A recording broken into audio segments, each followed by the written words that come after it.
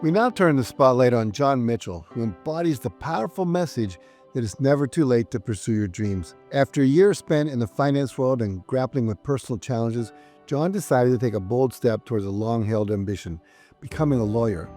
At the age of 42, he enrolled in law school while simultaneously transforming his health and shedding 150 pounds along the way. Let's take a look. I'm John Mitchell, and this is my story in Mindset Matters. I am a tax attorney in the beautiful city of Houston, Texas. Been at this game for quite some time. And one of the things that you always have to do when you're out there and out there in those mean streets, as I like to say, you have to get your name out and get known.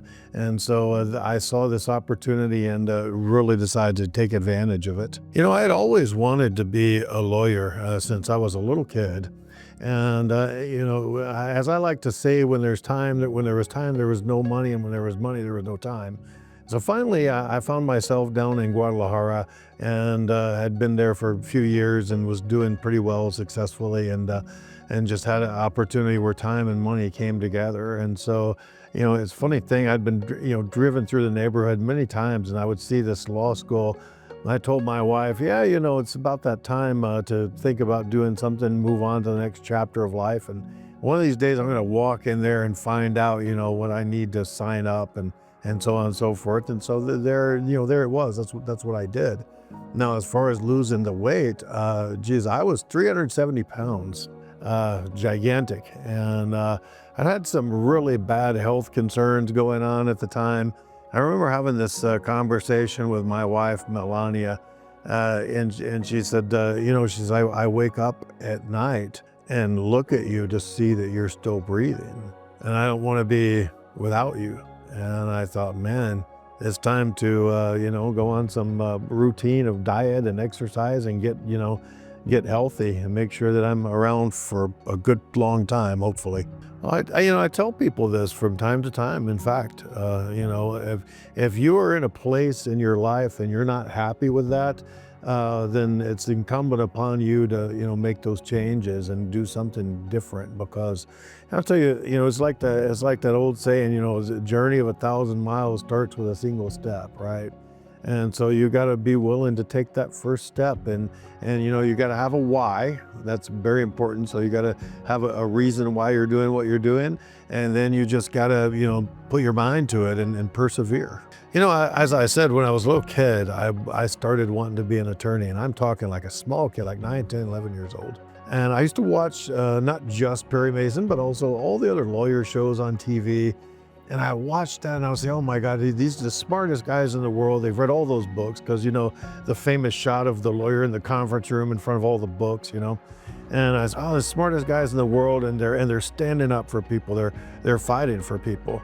And I have been so privileged in my professional career that I've got dozens of these stories I could tell. But one of my favorite ones is, there was and I do tax law, I don't do family law, but there was a lady and, her husband was suing her for divorce, and, the process server had been looking for her and she was scared. And she had been hiding out at family houses and, trying to avoid the process server.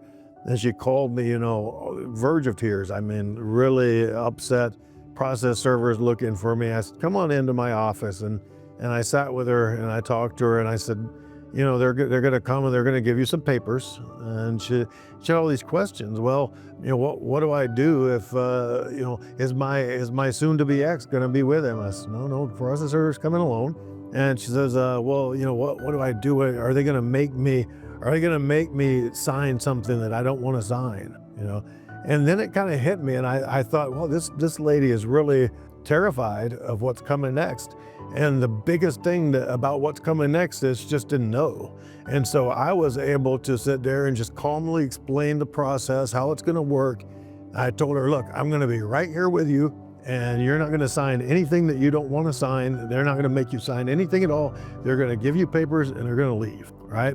And I saw the lady literally, she let go this big sigh of relief and said, oh my God, now they're going to know that I'm not alone.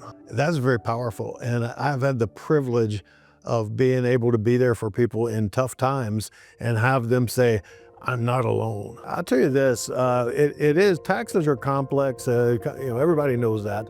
But my deal is that I've been at this for 30 some years, and I kind of know this. Read this book before. I've seen this movie before. I know what's coming next, and what the IRS is going to do, and what we're going to do in response. A lot of times people ask me, "Well, John, what is it you're going to do for me, really?" And I tell people, look, first of all, number one, I'm going to give you back your peace and tranquility, right?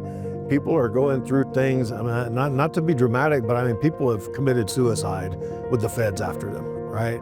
And so, but I know the end of the story. I know kind of where things are going to head, and how it's going to end up. And so I try to just imbue into the client that sense of security, and that sense of, don't worry, it's all going to be fine in the end. I love the man in the arena so much that it's in my email signature, And my favorite part is the very end, and it says about the man that goes in the arena and takes chances and fights the good fight. And it says, his place shall never be with those cold and timid souls that know neither victory nor defeat. And to me, that says that you can be afraid in life, right? You still got to climb in the arena and do your best, right? You can be afraid, but you got to know that you climb in the arena. That gives you your opportunity to be successful. That gives you your opportunity to come out ahead, right? You can go through life so scared that you don't take any chances at all. But if you do that, you may have robbed yourself of the possible victory. You've avoided being defeated, but you also robbed yourself of being able to get that big victory. So my advice to people always along those lines is get in there and do whatever that thing is that you're scared of. Public speaking or jumping out of an airplane, whatever it may be, get out there and do it, because once you've done it so many times, fear just diminishes, and that's the way you get ahead of it. I hope that this can at least help somebody. If one person reads my chapter and gets inspired by it and does something great for themselves, then my work will be done with that. Wow, what a tale of transformation and perseverance. John's story is a testament to the idea that it's never too late to chase your dreams and rewrite your narrative. Sometimes it just takes a shift within our own mindset.